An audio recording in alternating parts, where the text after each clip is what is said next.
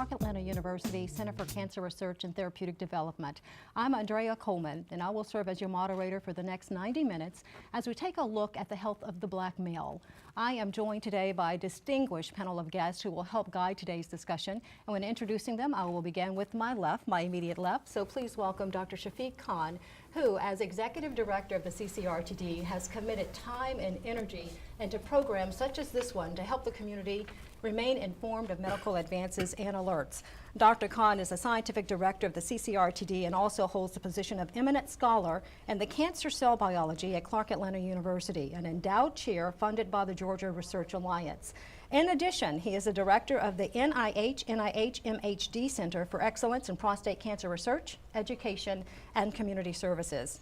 And to Dr. Khan's immediate left, please welcome Dr. Leroy Reese. Dr. Reese is a research associate professor at Morehouse School of Medicine, which is right next door, and the Department of Community Health and Preventive Medicine. Prior to joining the School of Medicine at Morehouse, Dr. Reese was a senior scientist and team leader at the Centers for Disease Control and Prevention at the National Center for Injury Prevention and Control. Dr. Reese conducts community-based health research focused on the development of healthy lifestyles, the reduction of risk behaviors in under-resourced communities, and the modification of community-based social determinants of health. Recently, he served as the on the task force of the American Psychological Association that produced the report Resilience and Strength in African American Children and Adolescents.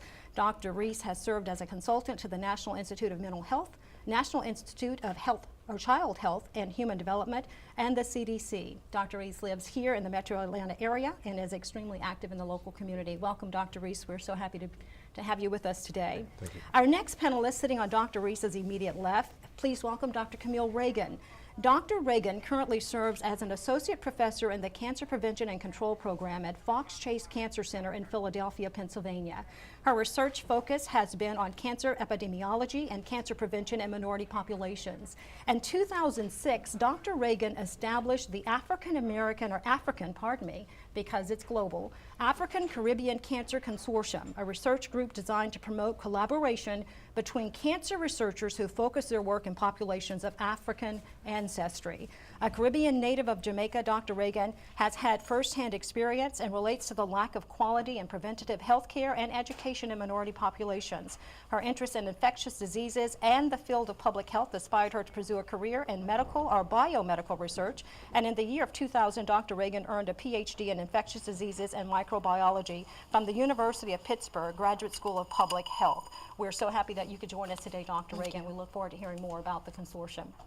And we are also extremely grateful and pleased to have with us Dr. John Michael Underwood, who joins us as a panelist today. Dr. Underwood is an epidemiologist in the Centers for Disease Control and Prevention's Division of Cancer Prevention and Control. He joined the CDC in July 2009 as an Epidemic Intelligence Service Officer, that sounds really technical, on the Scientific Support and Clinical Translation Team in the Division of Cancer Prevention and Control's Comprehensive Cancer Control Branch. His research interests include examining trends in cancer incidence, assessing needs among the growing population of cancer survivors, and evaluating improvements in cancer treatment. Dr. Underwood attended Tuskegee University as an undergraduate, where he earned a Bachelor in Science in Biology. He received a doctorate in pharmacology at the University of Minnesota Twin City, where he also studied public health and epidemiology. And so we are so welcome to have you here. And as you can tell, we do have an expert panel today, and we're so happy that we do. Before we get started, though, we'd also like to take a moment and just have Dr. Khan, if you would, Dr. Khan, talk a little bit about the importance of this topic and what you're hoping we will accomplish in these 90 minutes. Well, you know, at our center, we focus on prostate cancer and especially its impact in the African American community. But if you look at the health of a Black male or African American male in this country and look at the different diseases, HIV or diabetes or any disease you pick up, and somehow the African American males are affected by it more than anybody else. If you look at the death rate, the African American males die at a higher rate than anybody else and at a younger age. And we're not talking about the violence and other issues, it's just the health issues. So what we wanted to do today was to bring out a conversation about this issue and see what is going on, what's the reason behind it, and then what are the solutions? What are we supposed to be doing, what we're not doing? So that's my goal today. And thank you for hosting it again for You're us. more than welcome, Dr. Khan. Dr. Reese, let me start with you, especially with your framework coming from as a community advocate, if you will. When you talk about and when you think about the black male health today, considering how much attention has been given it or lack thereof, are you pleased with what you're hearing, or do you feel like there's more that needs to be done? Well, I'm disappointed. I'm disappointed for a variety of reasons, and one of the reasons is back in the 60s there was a book called Black Rage by Cobb and Greers that spoke to the conditions affecting African American males. And here we are some 50 plus years later, and a strong argument can be made that the conditions affecting African American, in particular their health, haven't improved. In fact, they've deteriorated. As Dr. Khan mentioned, that black men die at disproportionate rates for a variety of health outcomes. And so I think that we are missing an important opportunity. And I think the opportunity with respect to the African American community is this. The health of African American males is inextricably tied to the health of the African American community, much like that of the African American female. And so if we are to be whole and we are to be productive, health is tied to education. Education is tied to employment. Employment is tied to quality of life. And so I think that as we look at ways that we can enhance the well-being of the African American community, that we have to be holistic, and I think that we need to be intentional in the efforts that we direct towards improving the health of African American males. Yeah, and if you don't mind, I want to just piggyback Sure. on that a little bit when talking about the CCRTD, because it's very unique in that it has taken its research funding and put it specifically toward the black male, and that's why we're actually doing the state of the black male health, or the health of the black male today. We don't want women to feel like we're not including you, we are, but from the CCRTD's perspective, that black male health is very important, and so it's quite unique to see a center, a research center, actually dedicate so much time and energy to make certain the community is not only informed, they're very much engaged and prepared to handle the issue as much as it can. So Dr. Reagan, with that, you're coming kind of from a global perspective with that African Caribbean consortium. Your thoughts on the state of the health of the black male? I think I will have to echo what Dr. Reese has just said in terms of the major concerns that we have with respect to men's health. We are pretty far behind when we think about gender differences, and specifically I can relate primarily to cancer. When we look at the incidence of cancer in black men globally, there is a much big difference, not just between races, but also between gender. And so there's a lot that really needs to be done. Not to say that a lot has not been accomplished, but I think we still have a long way to go. Right. And when looking at that, especially Dr. Underwood, for some people, and I know we've been doing the town hall meeting now for 7 years. The CCRTD has been around for 10 years. And so it seems sometimes like there's an abundance of information getting out there, but yet we're not seeing the outcomes that I think a lot of people were hoping that kind of energy and attention would yield. Dr. Underwood, your thoughts on that? Where do we stand today, and where might we be, where might the lack be as far as getting that black male to engage, and any other kind of disparities that we may be seeing? I agree.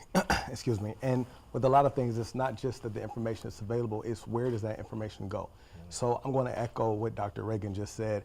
A lot of people may not know that black men have the highest cancer incidence and the highest cancer mortality than any other subgroup in the United States. That's a very intriguing situation where you have this very clear disparity, yet the mass majority of the population is not aware of that. If you were to ask, a typical lay person, they may not tell you that, they may not know that. So until we actually are aware of the situation and we can start moving to improve it, we won't see those type of outcomes that we will actually need to see to improve the health of the black man, especially from a cancer perspective. Yeah, we actually have a guest from the media today, so if we can, we'd love to go ahead and bring in DeMarco Morgan, who is an anchor here, is an anchor in Atlanta at WXIA 11 Alive, and he joins us, or he gives us the news every evening, I think at 6 and 11, and so welcome, DeMarco. We're so happy to have you here, and as we're talking about information, we'd love to get your thoughts about the media's, I guess, the media's role and how a system like the CCRTD or researchers, people who have this abundance of information, can access those airwaves and make certain that that information is getting out to as broad a population as possible? All right, well, first I want to say thank you for having me today. I also teach at Clark Atlanta, so Oh, it's very good to be good. home back on this side of things, the TV side of things. But the media's role is extremely important, especially when you have African-American men who are in anchor roles or reporter roles. People see us, brothers see us, and they need to see that we're also taking care of ourselves. When I first moved here from New York, I was invited upstairs and told that, hey, you're going to be the face of prostate cancer. And I didn't have it, thank God, didn't know anyone that had prostate cancer, but they said, you're going to be the face. The next thing was, we want you to wear a gown in a commercial. And I said, I'm about to put on a gown in a commercial. But it was so important, and I didn't realize the importance until I went out in the community. We do the Wear the Gown campaign, and it's basically to educate men and tell brothers, also white men, men period, to go get checked for prostate cancer. But there was a young lady that I ran into. She was in her mid, probably 40s, late 50s, or early 50s, I should say, and she said, my husband was watching that commercial. He laughed, and then he went to get checked. And you saved his life because he was diagnosed with prostate cancer. So at that moment, I knew that what I was doing was much bigger than just putting on a gown and being afraid to put on this gown or whatever for fear of what people would say or whatever. But even with that said, I just recently got tested, and I'm only 35 years old, and went to get checked because somebody said, you wear the gown, you do the commercials, but have you ever been tested? And here I am telling everybody to go get checked. Right. And I was afraid to get on the table for the discomfort for just a couple of seconds. And I went to get checked out, and thank God everything worked out pretty well. But it is so important for brothers to show up to the doctor. We just don't go for some reason. Right. And I think it That's has a interesting. lot to do with pride. It has a lot to do with ego. I lost my father when I was 10 years old, and he died of lung cancer. But he had a lot of ailments going on. And I'm pretty sure he had some other stuff that he didn't want to share, but it was because he didn't go to the doctor. And he would sometimes lie to my mom Yeah. and that's say very that he would go, interesting. get checkups. So it's important what we do, and I love being the face of it now. That's very good. Well, if we can, let's talk a little bit about that. How, we know, actually, I guess I'm saying we know, and I'm talking from the perspective of the CCRTD and the town hall meetings that we've had in the past, but that doctor-patient relationship is so very critical, especially for young men. And I would like to believe that young men that are 35 years and younger would know that by now because they came up in the information age.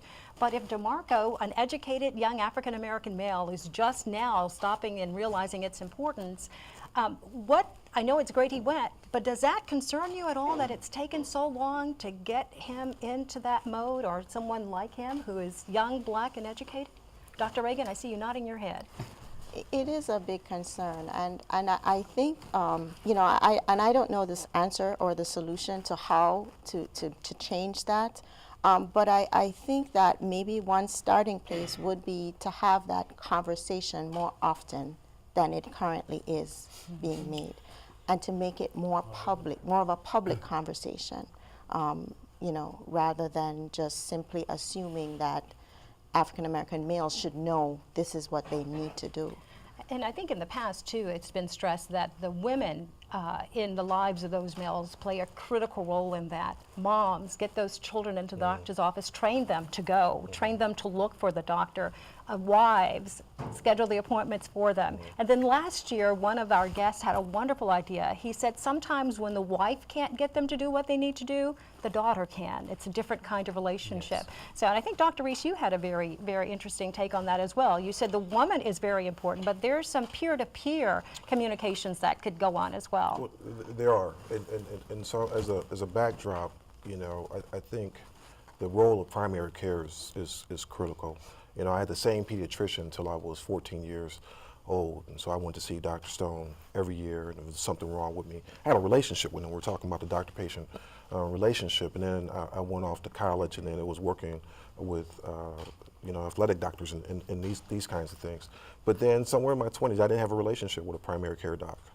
If I got sick, I might go. I'm healthy then. I don't think that there's anything wrong with me. I think that I'm invincible, et cetera. And so we don't normalize this idea of the importance of having relationships with, with your physician. The other part that's related to that is this access to primary care. You know, you went at 35 because you have health insurance. And I think that one of the reasons where we see the biggest disparities is among poor African-American men who oftentimes don't have access to primary care. And so one of the things is normalizing. Another part of it is access to health care. But I think in terms of the peer-to-peer piece, I think we have to get black men talking to black men about why it's important that we take care of ourselves. We have to talk through why we have to go get a prostate exam. We have to see a Steve Harvey on the ACS commercial he did a couple of years ago where they showed him getting a colonoscopy. We have to do those kinds of things to normalize that it's masculine for us to take care of ourselves. That actually, in fact, the masculine thing to do is to take care of ourselves so that we can take care of our families, etc. So I think that the wives and daughters play an important role, but I think increasingly we as men have to play a leading role in terms of getting other brothers to go to the doctor and then following up with them. Hey man, you said you were going to get such and such checked out. Did you follow up? What were the results? You know, do you need any support? Do you need me to go with you? That's very good, Dr. Well, I wanted to say something, but DeMarcus said that he's only 35 years old and he got it checked. I think that is one of the major problems as well, but most men think that it's an old man's disease and you're not supposed to go when you're so young. But we have seen patients at 33 years of age with full-blown prostate cancer, and especially if you have a history in the family of cancer, and especially prostate cancer. So I think that myth is also there that, I'm too young to get a cancer yet, so I don't have to worry about it. So we have to somehow nullify that myth too. And that's one of the reasons why I was so hesitant about going, because I thought I had time on my side. I could wait until I was 40 or 45 or 50 to go get checked, because that's what you hear. Oh, it's just an old guy's, disease or something like that. So when I actually went to go get tested, he said it's a good thing that you came in here, especially being an African-American male. And Jerry Carnes, one of my coworkers who's a reporter, he was diagnosed with prostate cancer 5 years ago. He beat it. He's a survivor, but he lost his father. But he did a story earlier this year with an African-American male who was diagnosed with prostate cancer with an aggressive form at 36 years old. Exactly. And the light bulb just went off, and even the black men, the brothers in the newsroom were like, wow, we can get it. You really can, and especially with the family history. And we're going to discuss genetics coming up next. What role do genetics play when it comes to the onset of disease, and how important is it that African American men pay attention to their family medical history? We'll have more in just a moment. Stay with us.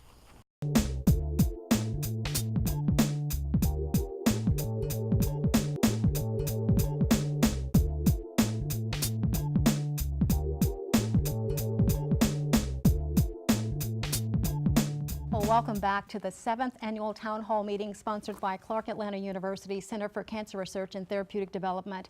Our focus this year is the health of the black male. One of the questions we're looking at is the role genetics play in the onset of disease. And is there anything a person, in particular a black male, can do to offset any inherited predisposition to disease? Our panelists today include Dr. Leroy Reese, a research associate professor at Morehouse School of Medicine in the Department of Community Health and Preventive Medicine, Dr. Camille Reagan, an associate professor in the Cancer Prevention and Control Program at Fox Chase Cancer Center in Philadelphia, Pennsylvania, and she's also the founder of the African Caribbean Cancer Consortium, a research group designed to promote collaboration between cancer researchers who focus their work in populations of African ancestry. And also Dr. John Michael Underwood, an epidemiologist in the Centers for Disease Control and Prevention's Division of Cancer Prevention and Control, and the esteemed leader of the CCRTD, the host organization of this forum, Dr. Shafiq Khan. So if you don't mind, Dr. Underwood, you've been a little quiet so far, so we're going to bring you in a little bit. Talk a little bit about the role genetics play on the onset of disease, and how important is it for African American males, well, black males, because we're going to take this from a global perspective, to pay attention to their family medical history. Absolutely. So before my current life in public health, I was actually trained as a pharmacologist. And in that capacity, I focused a lot on genetics and cancer outcomes specifically. genetics do play a very major part in developing all types of diseases, especially cancer. Because I focus so much on cancer, I do a lot of research within lung cancer, and I can tell you that the smoking prevalence is directly connected to lung cancer incidence, correct? We all know that smoking causes cancer.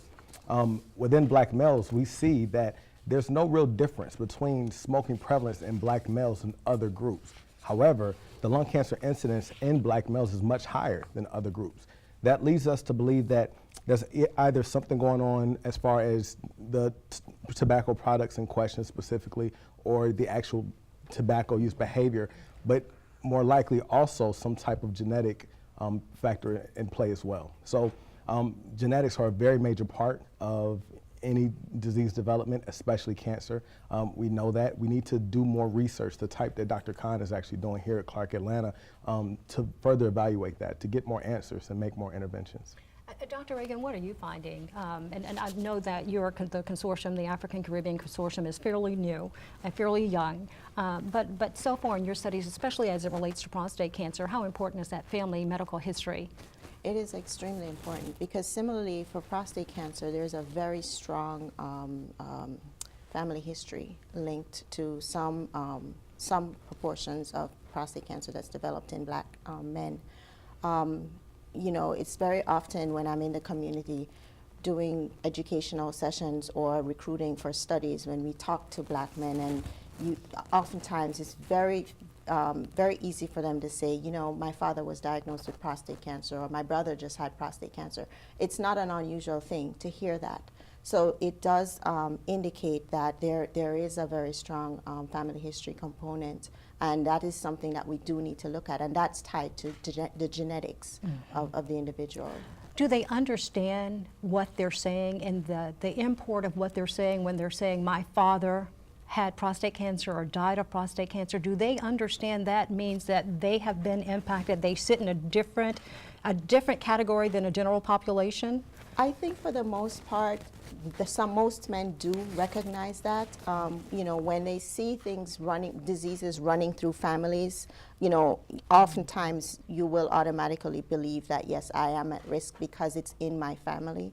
And so it's not unusual to see those men recognize the importance of family history.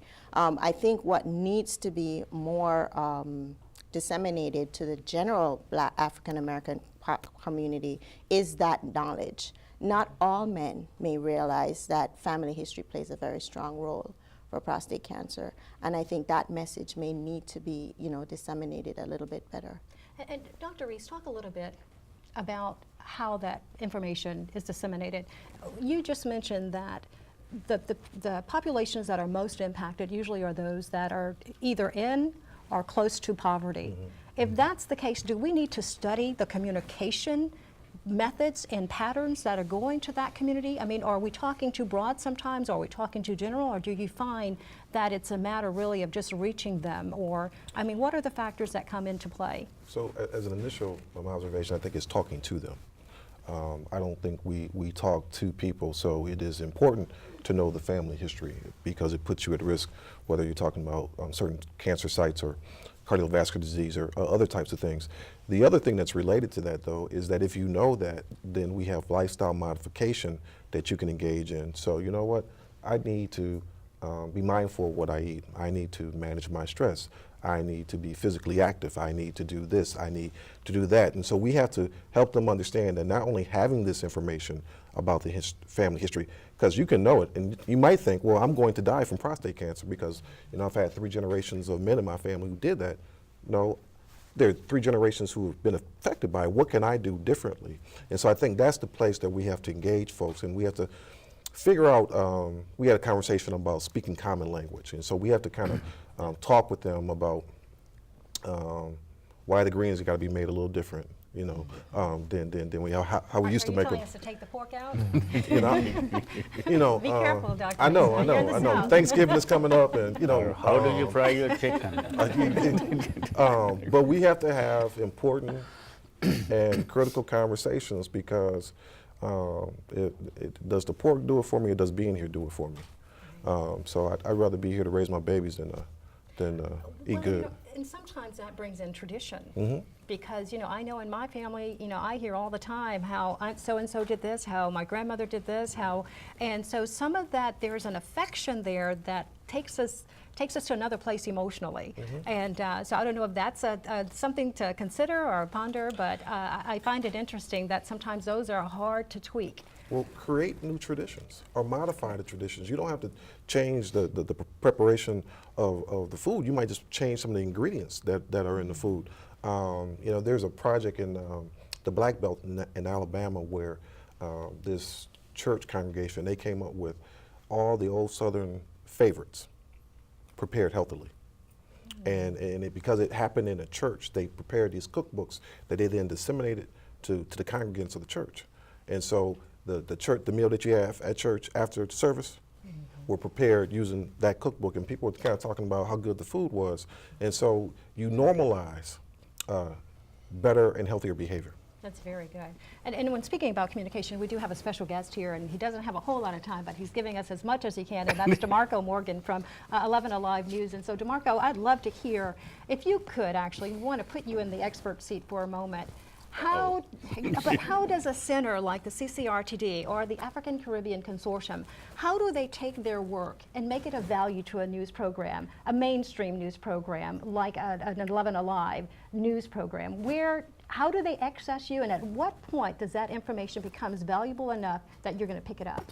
You know what? You have to pick up the phone and build a relationship. A lot of times you have assistants who reach out to people in the media, and their phone calls are just not returned. But if you have power like these doctors, pick up the phone call and say, hey, let me speak to DeMarco. Let's go to lunch. Let's figure out how we can work together. A lot of times we have conversations like that, but unfortunately, some people never follow through, or they want something done right then and there. And we're following breaking news because there's been God forbid, a plane crash somewhere, and there's this sort of, oh, well, he didn't call me back, so I won't fool with him. I think there has to be that good follow-up, and we have a responsibility as a media. I have a responsibility as an African-American male. I get tired of seeing young brothers who are shot and killed and reporting about black suspects and black victims for the first 6-7 minutes during a newscast, but yet we don't say anything about educating our brothers when it comes to their health, or talking about our brothers who are being educated and who are doing great things. So I think it's also about having that voice at the table and having someone who can be your voice, this center's voice, and say, hey, this is what we need to do. Have we thought about creating a campaign with Clark Atlanta? And I think that's how you make it happen, personally. I want to come back to you, if you don't mind, in just a moment to talk about time frame. Okay. When does that first call need to take place in regards to any event that someone may be having, and how do they package the information? So do you have enough time to Yes. think? Okay, Yeah. perfect. Well, I think I would already say that he should consider that I've already made that call. Okay. Okay, That's how you so work. we're gonna consider that if you'll also tell Dr. Khan now that the initial call has been made between you and he, what he needs to do to follow up to take it to the third. I think it's a lunch, Dr. Khan, if I'm not mistaken. I'll The Okay. lunch, and I'm gonna tell you something. A lunch, beside the fact that I love to eat, the lunch is like the most important thing to do, because you connect to face. A lot of times we get these press releases that are so wordy and so long, and technology that we don't understand because we're not experts like you guys. We didn't go to medical school. I know for a fact I didn't even have an opportunity to go to medical school. But I think when you build those relationships, you sort of feel obligated to help. And you also can stress to me the importance of knowing that it could be me. Yes. It could very well be me, or it could be my son, it could be my father, it could be my brother. So I think having that relationship, having that lunch, and understanding the responsibility, and then holding my feet to the fire, No, and making sure that I I do agree, it. is and what's the next important. thing for us is to decide when and where, and we'll go. I like the way you move. You're right. And now you've just got a new best friend. Yes, so, ma'am. yeah. Yes, ma'am. But, It's all good. yeah, but I do want to go back to something you said, and I'd love to hear our panelists discuss this a little bit. When it does come to the news, when it comes to information regarding the black male in this society, it is so very often negative. It is overwhelming to watch the news these days. And I have 3 teenage sons, so I watch it with my breath held most days and pray that they're not going to one day be one of the people that's before that camera, because if they are, if they're not delivering the news, chances are the report's not going to be good. How does that impact the psyche of the black male? And how does that impact his level of trust regarding the receipt of information that may be coming through those airways? Dr. Underwood? It has a major impact. So a few things are happening in that situation. We all live our lives. We know how we see ourselves, correct? And then sometimes that will clash about the way you're presented in a different light, right? In a not to pick on media, but in some of the mass media format, it may not always be positive, right? It may highlight certain aspects of negativity. That definitely impacts the way that the world will see you. It will also impact the way that you see yourself. And so you begin to feel victimized. You begin to approach things differently. You begin not to feel in control of your destiny in some ways. One thing that I pride myself on is all of my research, I try to put it together for empowerment, right? I don't, especially coming from CDC, I don't want you to feel like the US government is telling you how to live your life. Absolutely not, absolutely not. I want to inform you. Right? So I want to inform you to help you make your own positive decisions. I want to give you the power to impact your health, right? So, and that goes over a lot of things. It's healthy lifestyle behaviors, screening for cancer and other diseases, healthcare, that's huge, right? We shouldn't sit back and listen to a political fight over healthcare. We should know exactly what's included in our healthcare and how to approach it in our best interest. So, you know, that was a roundabout way of getting back to answer your question. It matters a lot.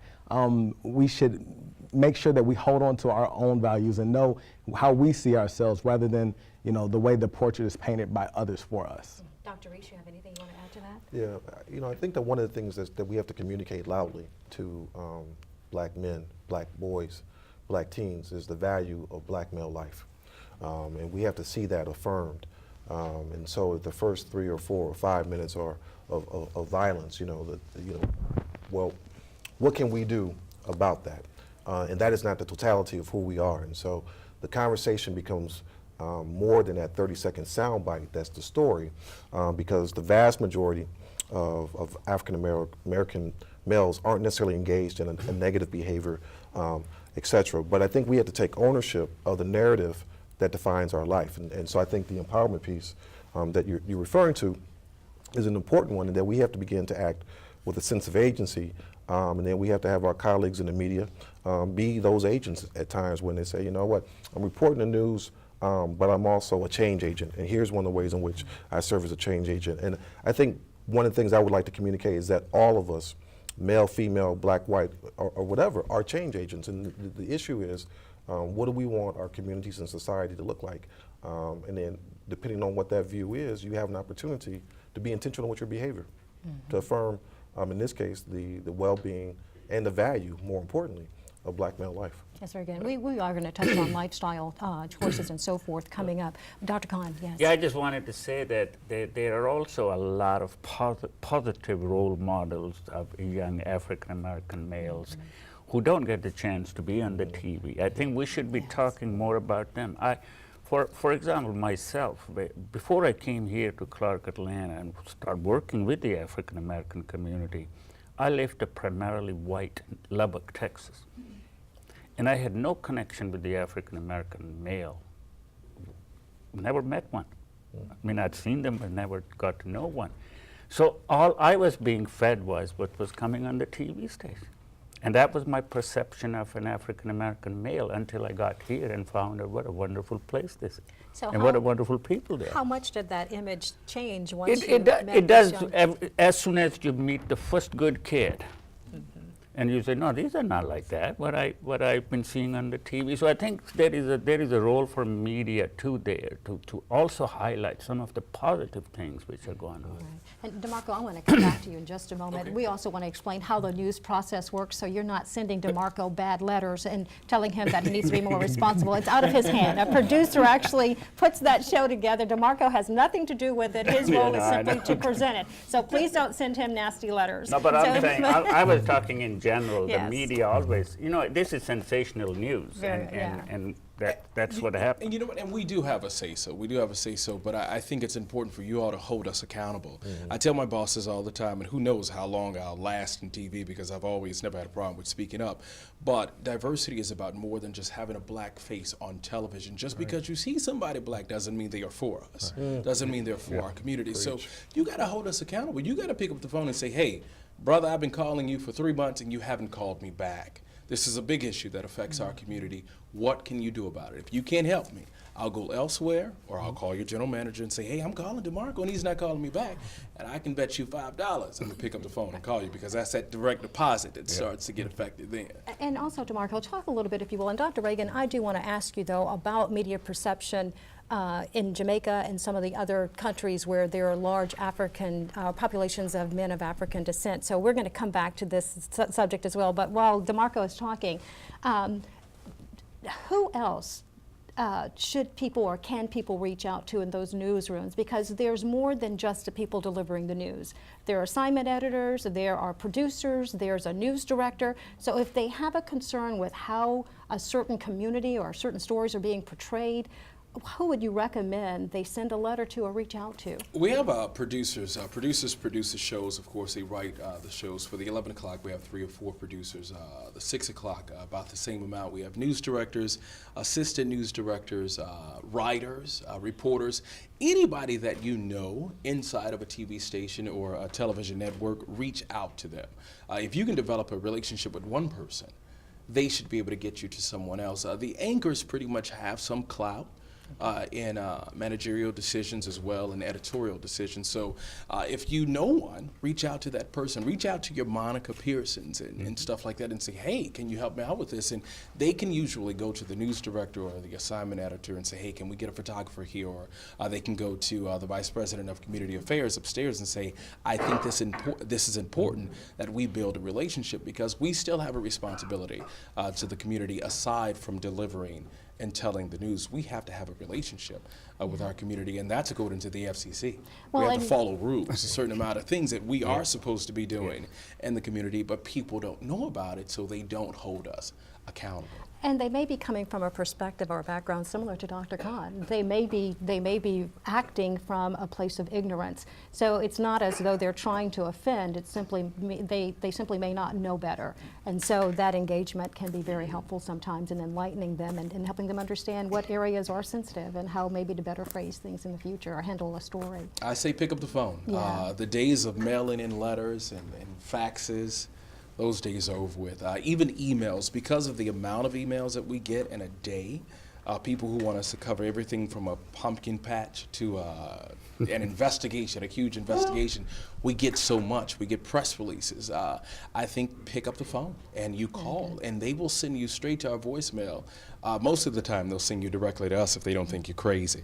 But they'll send you to us, and we'll pick up the phone, and we'll eventually call you back. And sometimes, if somebody's calling over and over again, we're going to call you back because we want you to stop. So we're going to eventually cave in and say, hey, when can I do the story? Where do we need to be? But I think it's all about building that relationship. And if you have one voice inside of the AJC, WSB, the Fox affiliate here, ABC News, if you have one voice that you can reach out to, you have sort of won half the battle. You've won half the battle, because a lot of people can't break into those doors. Yeah, very good. Well, Dr. Reagan, we want to get the perception. I see we have 60 seconds left in this section or this segment, but we would like to talk a little bit about the perception or the role the media plays, I guess, in some of the countries, other countries besides America, where there may be a large population of men of African descent. So if you want to start, and then when they wrap, we can come back to it after the break. I think there are some similarities in terms of that negative perception that's usually viewed. But I think the difference, at least when we speak about Caribbean nations, you're talking about a population where more than 90% are of African descent. And so that tag, the black male, is not really the negative perception. It's more socioeconomic status. Okay. So that's the real difference when, in other countries, because you don't have another race to compare to.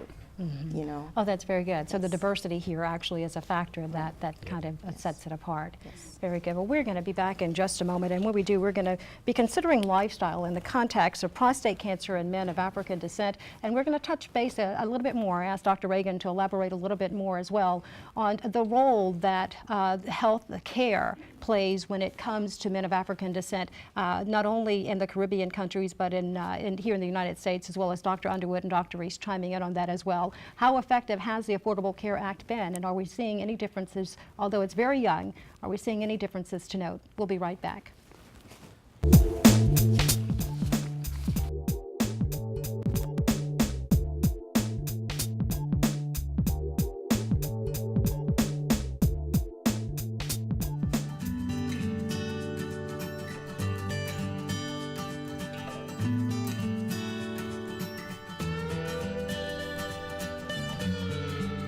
We're discussing the health of the black male and are extremely fortunate to be able to broaden our discussion today just a bit through the work of the Caribbean or African Caribbean Consortium, an organization founded by Dr. Camille Reagan, who joins us today as an expert panelist. And thank you again, all of our experts. You guys have, it's been a wonderful conversation so far. And hopefully we can start covering some topics including health care and some of the other, I guess, programs and initiatives that may be out there that, and as well as prostate cancer, because we know that that's a major issue for the CCRTD.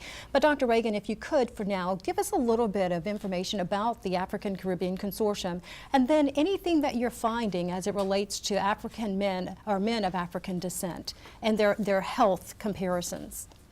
Okay, so the African Caribbean Cancer Consortium was founded several years ago, about 8 years ago, primarily to sort of get a momentum going, more of a momentum, I should say, going with respect to research collaborations in populations of African ancestry.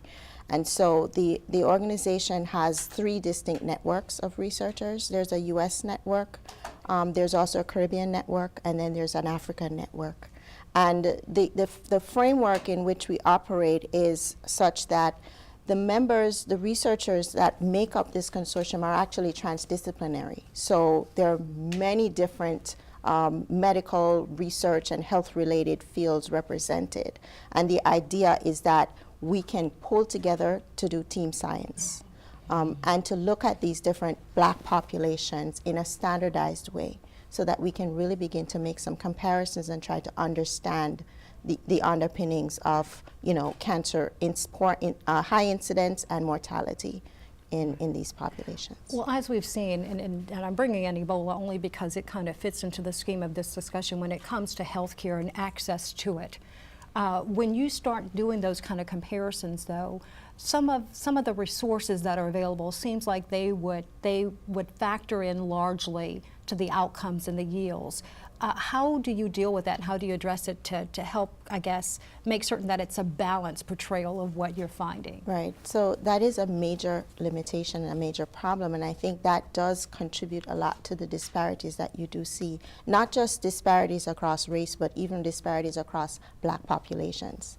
You know, so the incidence rates or mortality rates in the US are not necessarily the same when you look at developing countries. When you look at the black male, mortality rates are much higher in developing countries, and that ties in with health care. It ties in with limited access to certain parts of the populations, whether it's physical access, because you have a lot of more rural than urban. The ability to get to medical centers is a limitation, and all of that contributes to health outcomes.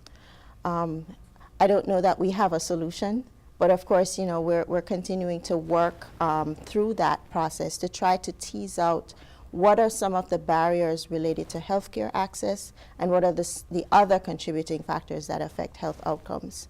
Well, and I think it's interesting as well, kind of like the CCRTD, and I don't know if we as a black community understand, and this is maybe an assumption, so please pardon me if it is, and if it's an unfair one especially, but it seems as though if we don't pick it up, it's not going to be picked up. Is that a fair assessment of what you're finding when it comes to dealing with African American health and making certain that research is done to find out I guess its profile, how it's impacting the body of that male of African descent or that woman of African descent? Dr. Reese, I see you kind of frowning and not certain. You know, it's not an academic exercise. There are people who will make their academic careers talking about disparities and that blacks die at higher rates for a variety of health outcomes, cancer sites, cardiovascular disease, diabetes, hypertension, etc. But when it's not your community, it's a different piece. And so I don't think that the work is not being done, but I think the ownership of what happens next with the work has to be ours. We actually know how to reduce what I'm going to call preventable mortality. And so we're going to die. We don't have to die as young as we are dying. We don't have to die in some of the ways that we're dying.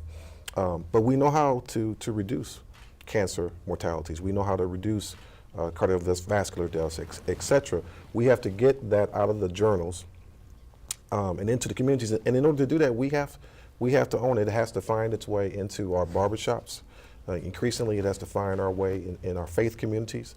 It has to find its way on these campuses.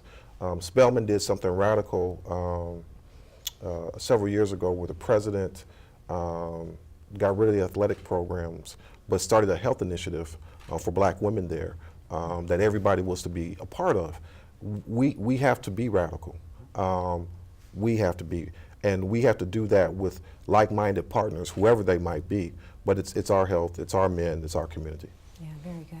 Dr. Underwood, do you have any comments? I absolutely agree with everything you said. That's why I'm nodding over here. Dissemination is key. Ownership is key. He's right. This is not an academic exercise. When we find a health disparity, that's not just for the purpose of finding that health disparity.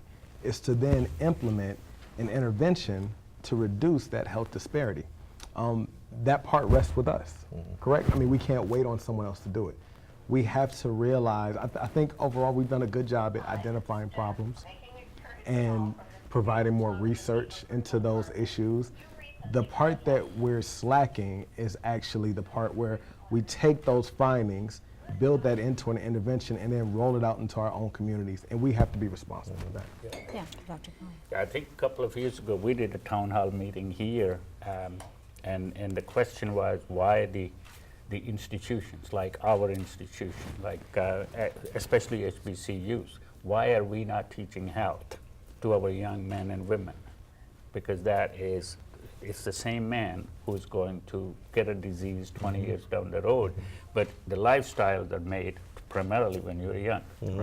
So if you can educate especially people when among they're college students. Yes. Especially among college students. If you're seeing unhealthy lifestyle behaviors among college students, unhealthy diet, lack of physical activity, tobacco use, these are the brightest and these are the cream of the crop. These are the brightest. These are the educated. What do we think is going on in the communities where they came from, right? So we have to start here. We have to use I'm a proud graduate of an HBCU. I know all the power behind HBCUs. We have to utilize those HBCUs. Well, and it seems too that, this is, to me, a very powerful representation of the next level. It is the African Caribbean Consortium, an organization founded to go in and say, hold on a moment, I'm going to take ownership of finding out what these factors are and how they're connected. It's looking at Morehouse School of Medicine and saying, hey, listen, we can train and educate our own doctors. It's looking at the CCRTD and saying, hey, hold on a moment, that prostate cancer that's impacting the black male, that's something that may have some factors in it that the general studies may not find, so we're going to put our energy and money to it. How close are we to getting our young people to understand this is a new way of looking at health in the terms of solving, of bringing solutions to the table so that there is something of ownership in that capacity? How close are we to that, do you believe? How close? I can't tell you, but I can tell you that this will, I like that you pointed out how close are we to having the young people take ownership. I think it starts with the older people in a lot of ways, right? I think there's a collaboration between the two. So you painted a beautiful picture there. Basically, HBCUs as being the catch-all for what the institutions are missing. And those of us who go to or went to HBCUs, that's how they originated. It was a catch-all, right? So the academic, education system that existed at one time in this country did not capture all of those Americans. HBCU stepped in and filled the void. In a lot of ways, we need HBCUs to step in again and fill the void. What better place to begin research on smoking behaviors among young black men, diabetes, early diabetes predictors among young black women, any other issues among black populations? What better place than HBCUs? Yeah. And we've discussed or touched on it very lightly, but lifestyle choices and getting that behavior to change. There was a statistic that I found on the CDC that actually showed a decrease in the percentage of young black males smoking, the smoking rate, and I think it went down several percentage points. It was like a little bit more than 4 percentage point decrease over a period of 8 to 10 years, which I thought was very, I guess, very positive as well as very encouraging as far as that trend. How do we take that and make it progress in that right direction? What's more to do? Dr. Reese. So one of the things I think you have to do, using that example, is you have to understand what explains that downward trend. Was it the result of community-based or campus-based or some combination of interventions? Was it that smoking is less in vogue now, which it is less in vogue now? We have greater numbers of smoke-free communities, et cetera. What explains that? Because if we understand that, then we can talk about how do we take this to a broader scale. And then we look for those other examples. We're working on a project at Morehouse where we're looking at trends in cancer mortality, and we've identified one using county level data that talks about converging towards health equity, which means that the rates of mortality are coming down, and when we get to optimal, that's when the rates are below the national average. But what's important is that we're going to then go into those communities where that's happening to understand what those communities did to decrease that mortality rate, so that we can then share it with other communities across the country and help them build the capacity to do those kinds of things. The change process can be a slow process, but I mean, if you look at major health indicators, they've been going down for years. But I liken it, being ahead, light years ahead, but still being in the dark ages. You're still in the dark ages, and so we have a lot of work yet to do. But I think there's some things we should be encouraged by. We just need to embrace it and push the agenda. I think that one of the things that DeMarco said is about how we hold people accountable. We have to hold our elected officials accountable too, because all the tax dollars that go to pay for the research that's finding these things, you need to be asking the question, we need to be asking the question, why aren't these findings being returned to our communities to actually improve our health? I don't want to hear about that we know how to reduce cancer mortality for breast, prostate, colorectal, if in my community those rates aren't going down. Yeah, that makes sense. We also want to point out, and I failed to do this earlier, we have a live audience. So if anybody has any questions, please come to the mic. We welcome your interaction as well as your engagement. And if you'll come to the mic here to the right of the stage, we'll be happy to entertain your question and make certain our panelists will engage you as well. So when looking at, I found it interesting that DeMarco at 35 had a measure of fear when thinking about that prostate exam, and we're going to get back to prostate cancer for just a moment. How important is it, and I guess what approach needs to be taken now with this next generation, because they have garnered so much? I mean, our children are more educated. We are probably more present in corporate America than we ever have been in the history of this country. And so while health continues to be an issue, there is great promise in that you do have a room of healthy, vibrant young intellectuals who are going into a more promising future. How do we get them to pick up health and make certain that that digital rectum exam is not keeping them from going and seeing the doctor on a regular basis? I think that one of the things behind what he was describing is youth, right? Mm-hmm. So, 35 from a public health perspective is actually pretty young, mm-hmm. right? And we would kind of include that into almost like a younger adult subgroup, mm-hmm. correct? Mm-hmm. So we're very aware that younger adults a lot of times do not keep up with screening, do not make regular visits to see primary care physicians. We're also aware that a lot of younger adults do not even have health insurance, right? So that's one of the highest, I believe it's that group, 18 to 35, that we're really going after to boost healthcare enrollment. So in some ways, what he described is almost indicative of what we're seeing in generally across the entire country, not just within the Black community. I'll let say that one first. However, to Dr. Khan's point, given the disparity within the Black community, we need to make a better effort to know that 35 actually is not very young for prostate cancer screening when you're a Black male. Very good. We have a question now. If you'll please give us your name and state your question. Good afternoon. Thank you guys for being here. My name is Oliver Richmond. I am a first-year graduate student in the Department of Biology at Clark Atlanta University. You guys have actually delivered to us today a lot of knowledge, at which point I was actually interested in asking if our community were more preventative-based or treatment-based, but you guys have kind of done a great job of showing or explaining to me that we seem to have a dual purpose where it is both preventative-based and treatment-based at the same time. But what I'm here to ask you then is, as a first-year graduate student, how could you guys equip me or task me to better serve my community with more revolutionary advances for detection, better than the DRE, the digital rectal exam, or chemotherapy as a treatment, or radiation as a treatment, or because this is inner city where we're based. We don't have room for farmland where we can control the things that go into our soil, things like that. So other than education and pulling together the community, what is it that I can do as a first-year graduate student in my community? It's a very powerful question. We have about 2 minutes, so whoever wants to start, we can come back to it if we don't finish all of it. I'll start. Okay. I think the fact that you're asking the question, be an advocate, be a change agent, take care of yourself. These are things, and then talk to your peers about are they taking care of themselves. Talk to your family members about whether they're taking care of themselves. Talk to your extended family. Have them talk to their extended family members. Think about the organizations that you're a part of. Are you in a fraternity? Are you a Mason? Are they talking about those things in those places? The conversation, and remind them that talk is insufficient, absent action.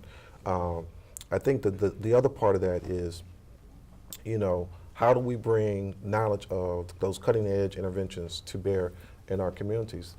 Be choiceful about what you do with your career. You said you're a graduate student, in biology. What are you going to do? That's my question to you. I'm going to hold myself accountable, actually. So first and foremost, I will always be a representation of my work. So the health component is there, but it goes beyond myself. So the people that I associate myself with, I also hold them accountable. And it's not enough for me to just understand this information or to have garnered this information, but I must freely share it and give it away. And so it goes well beyond educating myself. I have to educate the people around me. And sometimes educating those people around me is more than just talk, or more than just showing a typical experiment or interpreting a publication that I may have been a part of. But a change in diet, or a change in lifestyle, or removing that individual from the incidences of exposure that probably would make them indicative of receiving prostate cancer in the first place. And not just prostate cancer, but all diseases and things to that nature. So, actually, we've not touched on this at all, but I actually think that one of the things, what can you do? We have to also have the uncomfortable and hard conversations. We need to start talking about HIV more in our communities. We need to talk about those men who have sex with men and those men who have sex with men and women. Some of this it becomes an intellectual exercise. We can talk about these things, but when we talk about behavior change, we also have to have those hard conversations that are uncomfortable, that also are responsible for a lot of premature mortality. And so as I look at you as a young man, and that those things are impacting young people more, I charge you with that. Push that envelope. I can do that. Thank you. Thank you. Well, and I think, it was very interesting because I think sometimes too, especially with youth, there's this notion of invincibility, exemption and exception, and sometimes those can be very costly and deadly assumptions to make. And so hopefully these kind of forums can help young people realize that this issue is real. It's not something that's just like you would call it, Dr. Rees, an intellectual exercise. It's coming from need and severe, dire statistics that says there are real problems out there that need to be addressed. So when we come back, we're going to talk a little bit more about the black male health, how it ranks in our nation as well as across the globe. And then we're going to also touch a little bit on prostate cancer, and then we're going to take a look, if we can, at the Affordable Care Act and see how well it's doing in our community. We'll be right back.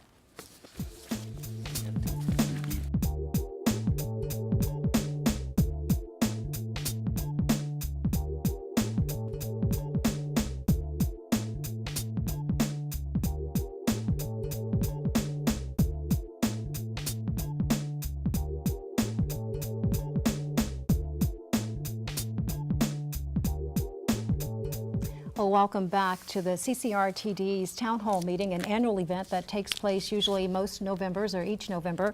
And today we're discussing the health of the black male. And we're joined by a wonderful panel of experts, Dr. John Michael Underwood, Dr. Camille Reagan, Dr. Leroy Rees, and Dr. Shafiq Khan. And if we can now, because we kind of touched on it throughout, but let's talk a little bit about health care and access to it. How important is it in changing and solving the major issues of health that we're seeing in the black community? And Dr. Reagan, if you want to I think healthcare access changing healthcare access or improving healthcare access will make a major impact in increasing or improving health outcomes. But I don't know that that's the entire solution. Because you can have access to something but not utilize the access. And so, and in the same way, having knowledge does not change behavior. So I think it is a major component that we do need to address, but it goes way beyond that. What are some of the other factors? Oh, lifestyle, whether it be cultural, diet, you know, some of the other things that we've talked about, physical activity and so on, or even the environment. Different types of environmental exposures can increase your risk for many different types of conditions or diseases. And so having that ability to look at all of that in its entirety and how they all interconnect is really the way I think to go about trying to solve the issue. I'm not looking at one thing as the major component, but really looking at the interconnectedness of everything else. Yeah. Dr. Underwood, did you have something I to add to completely that? agree with what Dr. Reagan said. Access to quality health care makes a huge difference. After that, we know that we need to then take it the next level. I would actually begin with navigating your health care system, right? So the state of Massachusetts actually passed universal health care coverage years ago, right? The first thing they saw was what we're seeing here, right? So the rate of the uninsured actually begins to decline, and the cost of health care also declines. Two very good things. That's actually why the Affordable Care Act was really thought of, right, in its early inception. However, though they passed universal health care, they saw the costs come down, they saw the uninsured rates also go down, they still saw these persistent disparities, right? Unfortunately, again, within communities of color. And they realized that it was because people were not able to then navigate the healthcare system, right? Okay, well, I have health insurance, great. Where do I go? How do I sign up to go see my primary care physician? When they tell me to do something, right? How do I follow up with them and, you know, make sure that I'm staying on track? How do I know when to go to see a specialist versus when to go see my primary care? What if I'm not able to afford my pharmaceutical prescription that they've written for me? So yes, healthcare is going to make a huge impact. We're already seeing that it's making a huge impact. We have to start thinking about the next levels after that. Dr. Rees, do you have anything you want to add? A couple of things. I want to echo what you said about quality health care. One of the things that we know is, or that we have evidence of, is that the quality of health care that poor communities receive is sometimes not of the same quality that more affluent communities receive. And we even see some of that across socioeconomic groups between groups. So you will have middle-class African Americans receiving less aggressive, thorough, comprehensive care as their white counterparts. And so the quality piece becomes very important. And I think that there's an ethical mandate around that piece. But the navigation piece, that as we try to build on what you said about having access, but then the utilization, when you are diagnosed with cancer, prostate, breast, you often are assigned what's called a patient navigator to help you navigate that process. We're going to help you get through your screenings, your follow-ups, any treatments. We're then going to follow up. We're going to make sure that you have the psychosocial support that you need to get through your treatment regimen. Well, for communities that historically have not either had access to health care or who have underutilized their access to health care, sometimes because that access is 30 miles away. I think that idea of navigation is a nice analogy, put in place navigators to help those communities learn how to do all the things that you were talking about in terms of navigating that process. That's something that we could do that would then see some of those more intractable disparities perhaps dissipate, because people would know how to navigate that process. I mean, I think about the conversations I have with my mom. Well, she picks up the phone and calls me, well, the doctor said X, Y, and Z. Well, what do you think I should do? And then between me and my sister, we help her figure it out. Not everybody's in that position, and so we have to close that gap. Right. Go ahead. Well, Dr. I think that many times we have the health care and we have access to health care too, but many times we don't look at some of the other intangibles. Like, how is that person going to get to that place? Can they afford to drive? Can they have transportation? I mean, we have been guilty of that. We put up a screening somewhere for prostate cancer, but we want people to come, but they cannot walk to That's that. right. I mean, so there are all those factors play into that. So just having access to health or having health care is not always enough. So It- I it think we need to seems- do more. We need to do it's- more. The poverty is, to me, one of the major driving factors in the health, and I think we haven't touched on that, but I would like you guys to touch. You're more expert. Well, as you mentioned that, thinking about the working poor who can't afford to take off a day of work to go sit at the clinic all day to be seen. But Grady's clinic may be open from 8 to 6. But if we had a clinic that was open to midnight, that person might be able to get to a clinic and be seen. So I think we have to think about improving health as not a 9-to-5 job, and think out of the box, as I think Dr. Khan is suggesting. Right. When you hear these discussions, Dr. Reagan, and you've seen these other African populations of African descent, in a way it seems like we would sit pretty uniquely among them. How far are these kind of systems from their reach? I mean, I guess as I was listening to us discuss getting populations to these centers, a question I just thought, in some of these populations you're seeing, they don't even have the centers. Yes, and it's not equally the same across, different communities.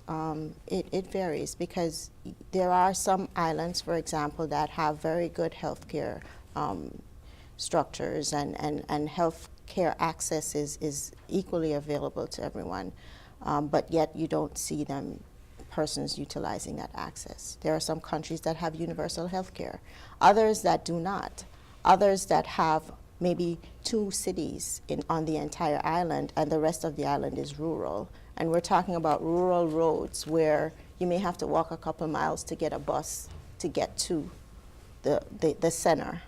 And so there are a little bit more challenges that have to be dealt with beyond simply just patient navigation. And that ties into poverty to some extent. And, when you go out into the communities and you talk to people and you tell them about healthy lifestyles and these are the things that you need to eat and the way you should prepare your foods, you're not mindful of, or most of us are not even thoughtful of the fact that they may have this information but may not necessarily be able to afford to eat that way, or to afford the healthy foods that they're supposed to be eating, or afford to be able to prepare their meals in a way that is more healthier. So it is challenging, and there are lots of layers that we have to peel off when we think about developing countries, and every country is unique in itself.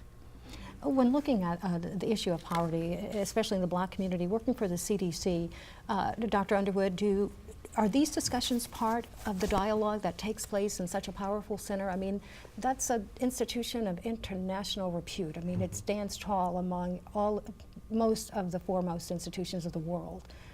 Are we on their table? And Absolutely. Is poverty something Absolutely. that's discussed? Socioeconomic status is huge, and it's growing profile, not just within CDC, but within other public health agencies, within medical schools, within other research centers.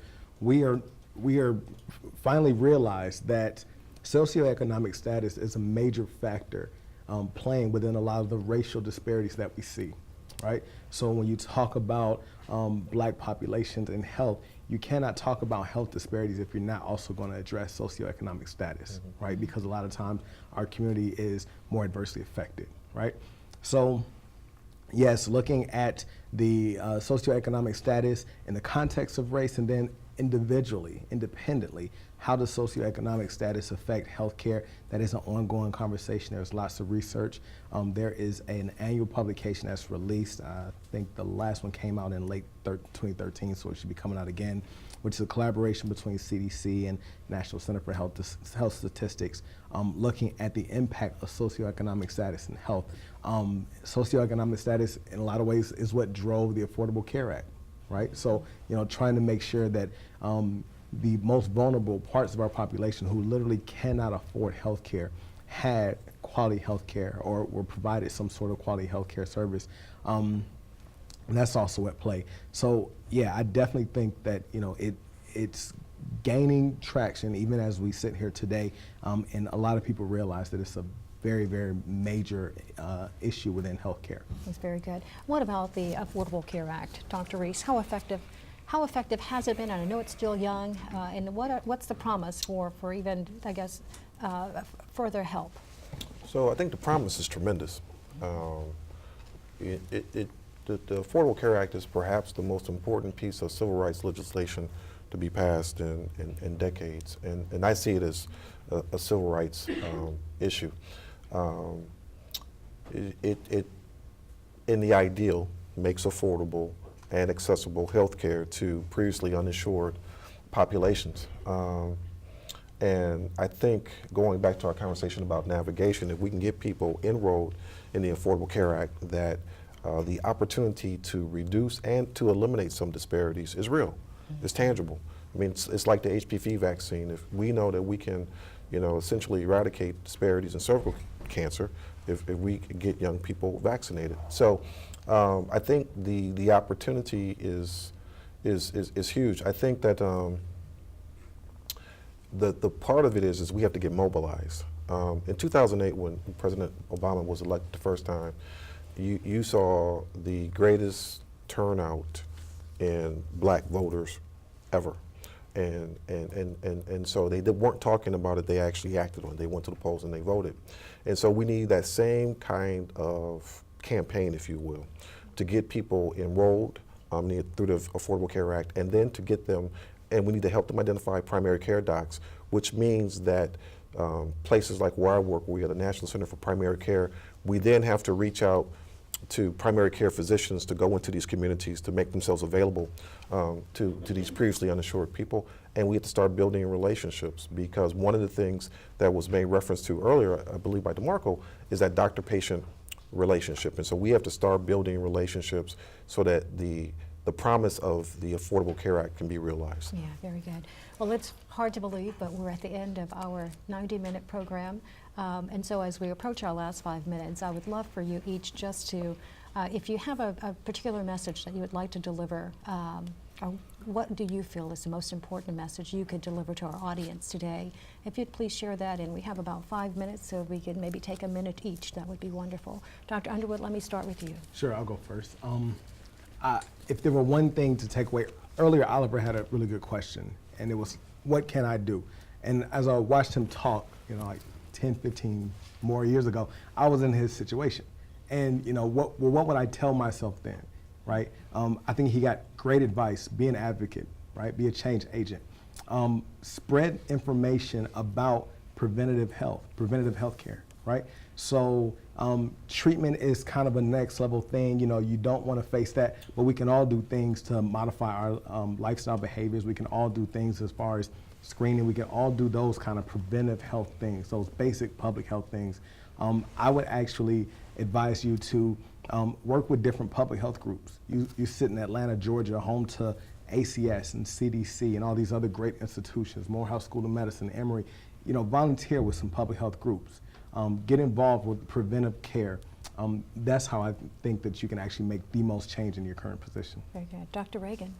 I think, well, I actually would say that. I was going to say exactly that, but I guess I have to change it up a bit. For me, I think the major message to disseminate is this importance of being that agent for change, and the fact that we as Black individuals need to take ownership of what we see, and ownership in terms of thinking of how we live our lives, to try to think to be more impactful in what we do. As a young person going to graduate school or developing their career, trying to think about what it is that they're going to be spending the rest of their lives doing, think impact, and that, I think, if we begin to get a large number of persons being raised up in that like-mindedness, then we can begin to start seeing some change. That's very good.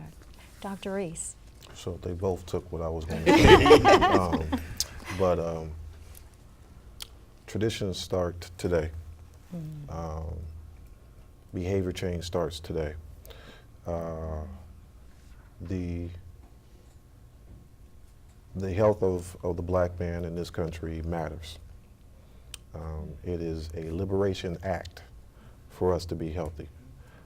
It undergirds the stability of our communities and our families.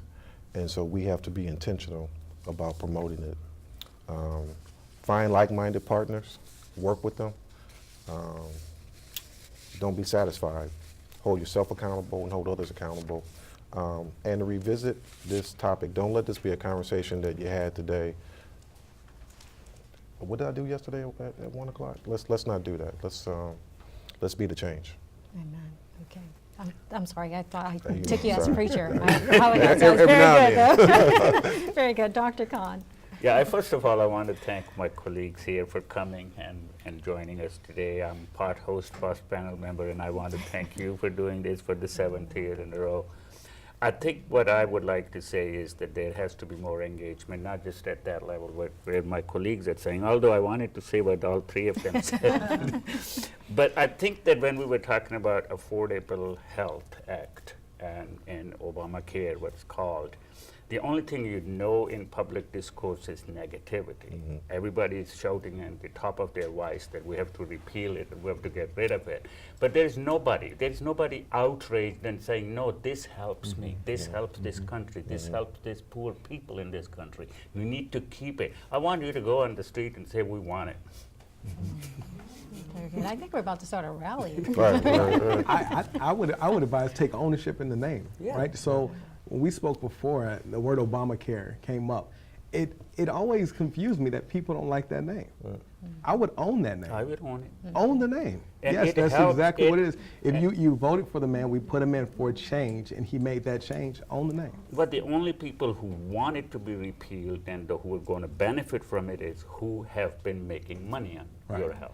And now when you have a chance to change that, don't let it go back. You should be outraged and you should try to stop it, and especially young people. It's a great thing. All that good energy, right? Right, Well, Dr. Underwood, Dr. Reagan, Dr. Reese, and of course, Dr. Khan, we thank you for joining us today. We thank you as well for your heart. We thank you for the work that you do, and we thank you for your care, because none of those can be taken for granted. So we hope that this forum was meaningful for you as well as for our audience at home and here here in the studios. And we want to remind you that the CCRTD is actually active throughout the year and trying to keep the community informed. They actually have a wonderful radio show that airs every third Wednesday from 6 to 7 on WCLK, and you can listen in tonight actually. They cover a range of topics, and they also air a wonderful monthly program on WCAU TV called Life Notes, and all of it's about keeping the community informed and engaged in health topics and advances. So we hope that you'll stay connected to the CCRTD. Also visit their website. They have wonderful resources there, and would also like to encourage you to stay in contact with our wonderful panelists and make certain too that you're accessing as much information as currently as possible that you can to stay healthy. Again, on behalf of the CCRTD, Dr. Khan and the rest of his staff, as well as CAU TV, we thank you for joining us today, and we hope this has been a meaningful conversation, and we look forward to your healthy future. Thank you.